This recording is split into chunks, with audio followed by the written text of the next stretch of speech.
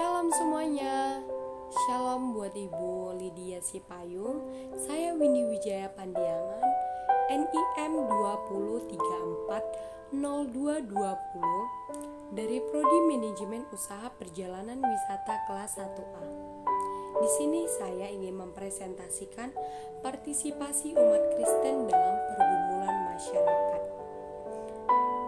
Sebelum saya menjelaskan spesifik, saya akan menjelaskan bagan pemaparan materi tersebut. Yang pertama adalah pengertian pergumulan masyarakat, yang kedua jenis-jenis pergumulan masyarakat terkini, ketiga jenis-jenis partisipasi masyarakat, keempat respon umat Kristen dalam menghadapi pergumulan tersebut. Pengertian pergumulan di dalam Alkitab, kata yang dipakai untuk menggambarkan perjuangan hidup manusia adalah pergumulan. Kata ini bermakna bergulat, bergelut atau berkelahi, berjuang keras untuk memperebutkan sesuatu. Arti kata pergumulan tersebut memang mengacu pada kondisi yang sebenarnya, baik dalam pengertian fisik, mental, emosional, dan spiritual. Apakah pergumulan itu sebenarnya? Secara realita, ketika kita berkata bahwa kita sedang bergumul, sebenarnya kita sedang ada masalah. Pergumulan Kristen yang sebenarnya adalah ketika dalam menghadapi selalu suatu masalah, orang tersebut mencari kehendak Allah dalam masalah tersebut. Jikalau tidak menyertakan Tuhan dalam masalah yang sedang dihadapi, maka hal tersebut bukanlah merupakan pergumulan. Kita menumbuhkan suatu problema yang besar dalam suatu pergumulan, yaitu Allah memiliki kehendak, sedangkan kita juga memiliki kehendak. Saya mengambil salah satu contoh tokoh Alkitab yang bernama Ayub, di mana ia menyerang atau bertarung dengan Allah semalaman dan menyerah ketika menjelang fajar setelah Tuhan mematahkan pangkal pahanya. Dan kita harus tahu bahwa kita sebenarnya mempunyai pergumulan yang sama dengan yang lainnya. Ketika kita meminta ataupun bertanya tentang kehendak Tuhan, setelah Tuhan memberitahukannya, kita hanya bisa mempertimbangkan dan memikirkannya. Bahkan di situ terjadi permasalahan ataupun konflik, di mana kita harus meninggalkan dengan hati yang tidak senang. Kalau kita mau taat kepadanya, maka kita akan dengan hati tenang berkata, Tuhan, kehendak-Mu yang jadi. Kita akan hidup dengan hati tenang dan tanpa kesulitan jika kita hidup kehendak Tuhan. 4 penyebab pergumulan yang belum selesai.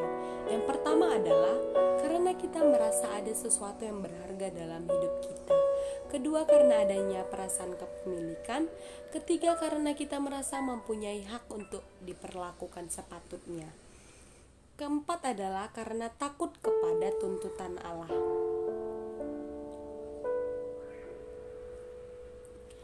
Jenis-jenis pergumulan masyarakat terkini. Pertama yaitu bidang global. Contoh ekonomi.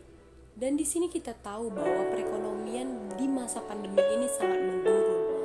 Dan pada saat ini juga masyarakat mencari segala cara dilakukan untuk memenuhi kehidupan sehari-harinya. Yang kedua adalah bidang sosial budaya. Contohnya adalah globalisasi. Globalisasi yang membuat masyarakat menjadi hedonisme ataupun menghambur-hamburkan. Ketiga yaitu bidang moral, di mana contohnya yaitu korupsi dan pergaulan bebas.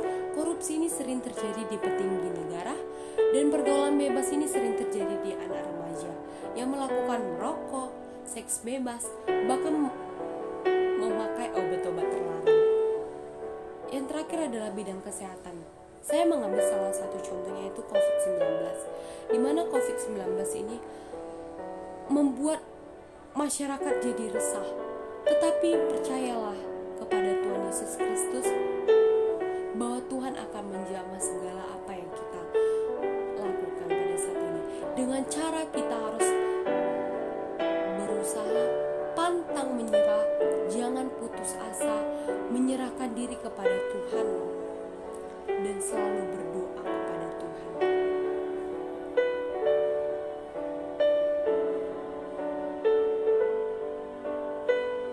Beginilah contoh gambar pergumulan masyarakat.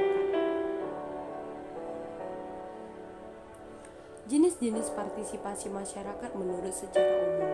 Yang pertama adalah partisipasi dalam pengambilan keputusan. Yang kedua adalah partisipasi dalam pelaksanaan. Yang ketiga adalah partisipasi dalam pengambilan manfaat. Keempat adalah partisipasi dalam evaluasi. Adapun jenis-jenis partisipasi umat Kristen dalam pergumulan masyarakat. Yang pertama adalah mendoakan masyarakat, bangsa, dan pemerintah. Dalam 1 Timotius 2 ayat 1 mengatakan bahwa umat Kristen diajak untuk menaikkanlah permohonan, doa syafaat, dan ucapan syukur untuk semua orang, untuk raja-raja dan untuk semua pembesar, agar tidak dapat hidup tenang dan tentram dalam segala kesalahan dan kehormatan. Kedua yaitu menaati hukum dan peraturan yang berlaku. Di dalam Roma 13 ayat 1-7 mengatakan bahwa umat Kristen diajak untuk taat terhadap hukum yang telah ditetapkan oleh pemerintah, karena pemerintah yang ada itu adalah ketetapan dari Tuhan. Yang terakhir adalah partisipasi umat Kristen lainnya. Partisipasi umat Kristen lainnya seperti contoh di bidang pendidikan, di mana memberikan pelayanan sarana maupun prasarana yang baik supaya anak-anak bisa menjadi penerus bangsa yang bijaksana dan bertanggung jawab dan pastinya takut akan Tuhan. Berikutnya adalah contoh pergumulan yang kita hadapi dalam pelayanan. Yang pertama, orang-orang yang tidak tertarik. Kedua, orang-orang yang tidak mematahkan semangat. Ketiga, orang-orang yang berbeda. Keempat, orang-orang yang menghakimi kita berdasarkan pelayanan kita. Kemudian yang terakhir adalah respon umat Kristen dalam menghadapi pergumulan tersebut.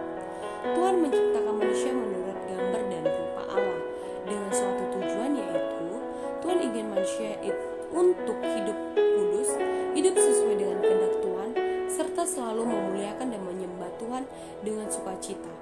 Tuhan juga memberikan setiap manusia akal budi dan kehidupan bebas untuk bisa memilih dan menentukan apa saja yang ingin setiap manusia kerjakan. Namun, terkadang setiap manusia tidak peka terhadap suara Tuhan, sehingga kita sering kali salah dalam memutuskan sesuatu hal di dalam kehidupan kita yang tidak sesuai dengan kehendak Tuhan. Meskipun begitu, Tuhan tetap turut serta mendampingi setiap manusia dan menuntun mereka untuk kembali ke rencana awal Tuhan. Setiap manusia memiliki kisah hidup yang berbeda-beda, dan hal itu tidak mudah untuk dijalani, sehingga dapat menggoyahkan iman mereka. Namun Tuhan sungguh baik.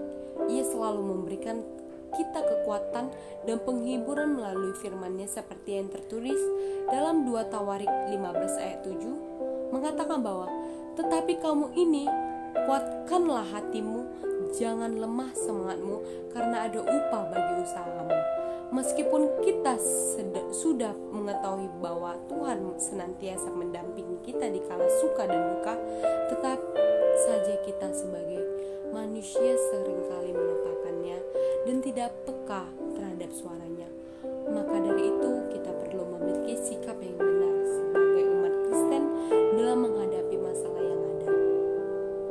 Sikap yang harus dilakukan saat terjadi pergumulan yang pertama adalah jangan putus asa, semakin mendekat diri kepada Tuhan, menguatkan iman, tetap bersyukur kepada Tuhan, dan yang terakhir adalah jangan lupa berdoa tiap hari.